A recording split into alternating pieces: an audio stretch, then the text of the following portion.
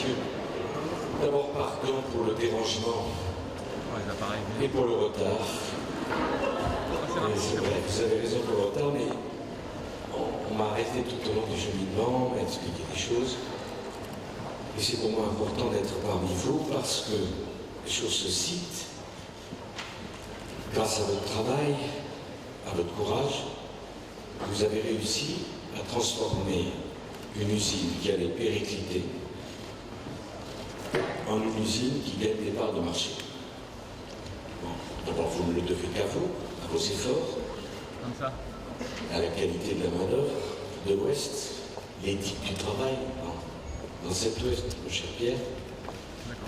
Mais au travers de votre exemple, c'est une formidable espérance pour tous ceux qui aujourd'hui perdent leur emploi alors qu'ils n'y sont pour rien. Ils n'y sont pour rien. Ici, on a fabriqué des téléx dans le temps. On a fabriqué des téléphones mobiles. Et puis un beau matin, le président du groupe vous a dit, bon, les téléphones mobiles, vous voyez bien que vous en fabriquez de moins en moins chaque mois. 1% de part de marché. Si on continue dans les téléphones mobiles, c'est votre emploi qui est fichu. Vous perdez l'argent, vous en fabriquez de moins en moins. On vous est à l'extérieur de plus en plus de concurrence. Et là, le groupe a décidé de vous former et de vous lancer dans l'électronique de défense, l'électronique civile. J'ai un peu poussé pour que ça gêne et Safran, un petit peu, soient ensemble. Aujourd'hui, vous avez 4 années de carnet de commande. Il y a des heures supplémentaires et il y a des embauches qui sont possibles.